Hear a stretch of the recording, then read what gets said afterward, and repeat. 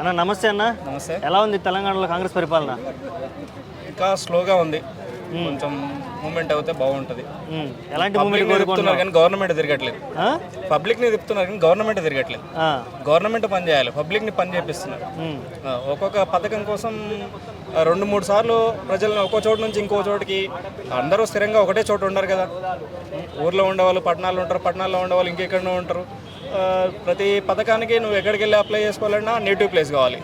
ప్రతిదానికి ప్రజాపాలన ఒకసారి పెట్టించిండు, మళ్ళీ తర్వాత కులగణన అన్నాడు. ఏ దానికి ఏ పథకం ఎందుకు అప్లై చేశారో తెలియదు. పబ్లిక్ ని కన్ఫ్యూజన్స్ లో ఉంచింది. ఆ కన్ఫ్యూజన్స్ క్లియర్ చేసి ఏమన్నాడు, పబ్లిక్ అడుగుతా ఉంటే ఏదో సమాధానం దాటవేసే సమాధానాలు చెప్తున్నారు. ఇప్పుడు రైతు బంధు, రుణమాఫీలు ఎన్ని చెప్పాడు కదా, హామీలు ఇచ్చాడు కదా, దాని మీద అభిప్రాయం? రుణమాఫీ పర్లేదు, అయితే అయిన కాడికి అయింది. మొత్తం 100% అయితే అవ్వలేదు. 100% అవ్వకపోయినా 60-70% అయ్యింది. కాబట్టి పబ్లిక్ మొత్తం నెగిటివ్ ఏం లేదు. కానీ ఇంకా కొంచెం బాగా చేస్తే, బెటర్ చేస్తే బాగుండు.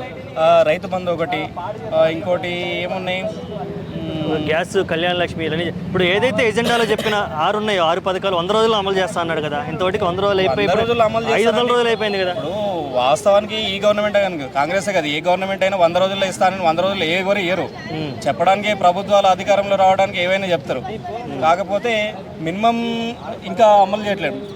మినిమం పథకాలన్నా అమలు చేసి ఉంటే బాగుండేది. ఇప్పుడు కళ్యాణ లక్ష్మి, తులం బంగారం అన్నాడు. తులం బంగారము, కళ్యాణ లక్ష్మి ఇలాంటి కొన్ని ఇచ్చి, ఇంకోటి మహిళలకి మహాలక్ష్మి పథకం కింద 2500 ఇస్తా అన్నాడు. అవి కొంచెం ఇస్తే లేడీస్ సాటిస్ఫాక్షన్ అవుతారు.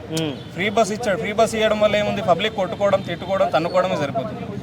ఇండివిజువల్ గా ఎవరికి ఏం ఫేవర్ లేదు. ఇప్పుడు ఆ ఫ్రీ బస్సు కూడా మంగళం పాడే పరిస్థితి కనపడుతుంది రాష్ట్రంలో. చెప్పలేం, సమ్మర్ దిగిపోయే ఛాన్స్ ఉంది కదా. చెప్పలేం, జరగవచ్చు, ఏదైనా జరగచ్చు. కాకపోతే కొంచెం కన్ఫ్యూజన్స్ గవర్నమెంట్ లాగానే ఉంది. అసలు రేవంత్ రెడ్డి గారు 5 ఏళ్ళు పరిపాలిస్తారా, మధ్యలో ఏమైనా మారే ఛాన్స్ ఉందంట? అస్సలు మారారు. ఇంకోటి ఏంటంటే, ఎందుకు అడుగుతుందంటే, ఈయన సీఎం లాగా ఎవరు ఫీల్ అవ్వట్లేదు, కనీసం రెస్పెక్ట్ కూడా ఇవ్వట్లేదు కదా. సీఎంగా ఓకే, ఆయన చేయాల్సిన వరకు చేస్తున్నాడు. సీఎం ఒకటే చేయడు కదా, మొత్తం క్యాబినెట్ ఉంటుంది, మినిస్టర్స్ ఉంటారు, అందరూ ఉంటారు, ఎమ్మెల్యేస్ ఉంటారు. అందరు కలిసి టీం వర్క్ చేయాలి. ఒక వ్యక్తి ఓన్లీ సీఎం ప్రతిదానికి అటెండ్ అవుతాడా, ప్రతిదీ చేస్తాడా? మీటింగ్స్ ఉంటాయి, కమిటీస్ ఉంటాయి, వాళ్ళందరూ కోఆర్డినేషన్ చేసుకొని అందరు కలిసి చేస్తేనే గవర్నమెంట్ సక్సెస్ అవుతుంది. కానీ ఈ ఫెయిల్యూర్ వస్తే మాత్రం సీఎం మీదకి వస్తుంది, మిగిలిన వాళ్ళు ఎవరి మీదకి రాదు. మంత్రులు, ఎంఎస్ వీళ్ళ మీదకి ఎవరికి రాదు. ఏ మాత్రం గవర్నమెంట్ ఫెయిల్ అయినా అది సీఎం కిందకే వెళ్తుంది. కాబట్టి ఆయన కొంచెం ఫోర్స్ఫుల్గా మొత్తం వర్క్ చేయగలిగితే, కొంచెం తొందరగా పథకాలు అమలు చేయగలిగితే ఇంకా బెస్ట్. ఓకే అండి, థ్యాంక్స్.